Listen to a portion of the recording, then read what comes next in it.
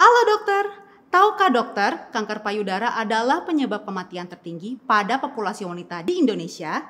Data saat ini menyatakan wanita Indonesia mengidap kanker payudara 12 per 100 ribu jiwa. Wah, agak meresahkan ya.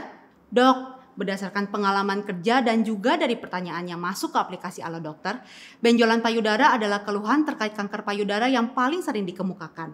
Nah, maka dari itu di video kali ini, saya ingin mengajak dokter untuk mengetahui tanda bahaya benjolan payudara lebih dalam lagi.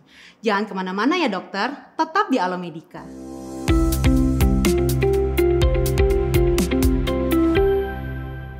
Halo, saya Dr. Gia dari Alomedica.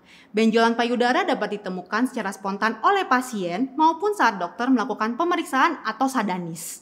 Berbicara tentang benjolan payudara, tentu nggak bisa kita bilang semuanya patologis ya. Benjolan payudara salah satunya dapat terjadi akibat perubahan fisiologi yang berhubungan dengan siklus menstruasi, kehamilan, laktasi, dan menopause. Biasanya sih benjolan seperti ini sifatnya jinak, tapi ya tetap aja ada kemungkinan keganasan yang tetap perlu dipertimbangkan. Nah, saat ini penyebab tersering benjolan payudara jinak adalah fibroadenoma mamae. Sedangkan penyebab keganasan dengan gejala benjolan yang paling sering ditemukan adalah karsinoma duktal invasif. So, ada baiknya loh kita mengetahui beberapa faktor resiko keganasan. Tapi sebelum saya lanjut, saya mengingetin para dokter sekalian yang lagi nonton nih untuk subscribe ke channel YouTube Alomedica. Terus jangan lupa aktifkan lonceng notifikasinya ya, supaya dokter bisa dapet update pas Alomedica upload informasi kedokteran terbaru di channel ini. Sekarang yuk kita lihat tabelnya.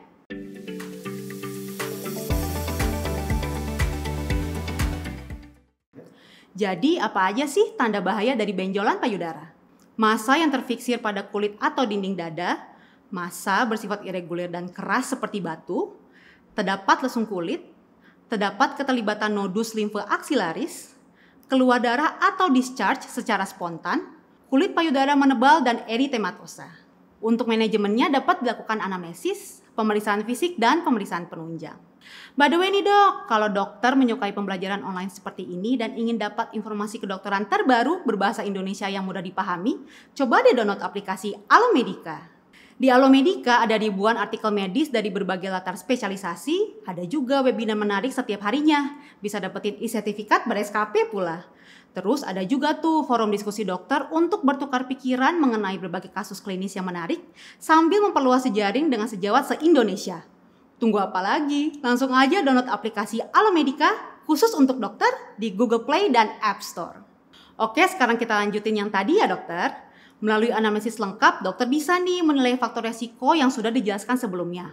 Nah, jika berdasarkan penilaian dokter benjolan mengarah ke keganasan dan pasien memiliki faktor resikonya, dokter bisa menganjurkan pemeriksaan tambahan. Pemeriksaan yang dilakukan biasanya pemeriksaan radiologi, seperti mamografi dan ultrasonografi yang dilanjutkan dengan biopsi. Jika hasil mamografi dan USG payudara mengindikasikan ke arah keganasan, sebaiknya dilakukan pengambilan jaringan dengan biopsi. Oh iya dok, saat ini Alomedica punya kursus online mengenai kanker payudara yang dijelaskan secara menyeluruh oleh dokter spesialis bedah onkologi di Indonesia. Selesai mengerjakan modul ini, dokter akan punya pemahaman yang lebih mendalam seputar kanker payudara yang tentunya sangat bermanfaat untuk kepentingan praktis klinis maupun pendidikan. Jadi dokter nggak bakal ketinggalan informasi terkait diagnosis dan tata laksana kanker payudara terkini. Udah gitu, sertifikat yang ditandatangani oleh Ketua Prabowo ini akan menambah isi CV dokter. Plus ada i-SKP-nya juga. Mau tahu keseruan dari kursus ini? Nih, lihat.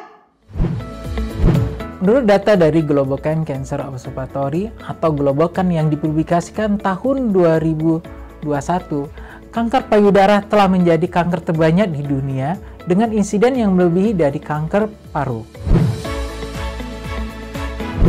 Untuk wanita yang berisiko tinggi, screening dengan mamografi sebaiknya dimulai sebelum usia 50 tahun. Kita dapat menggunakan kategori BIRATS untuk mendeskripsikan temuan mamografi dan membuat rekomendasi follow-up yang terstandar. Nah, dari itu semua semoga udah semakin jelas ya soal apa aja hal-hal yang harus kita waspadai pada keluhan benjolan payudara yang kita temui. Jangan lupa untuk menanyakan faktor resiko dan ingat tanda-tanda bahaya dari benjolan payudara ya dok. Kalau dokter ada pertanyaan atau saran mengenai topik apa lagi yang ingin dibahas di Alomedica, bisa komen di bawah ya. Terima kasih buat yang udah menyaksikan video ini. Jangan lupa like, comment, share, dan subscribe. Jadi dokter Anda dalam genggaman? Salam Alomedika.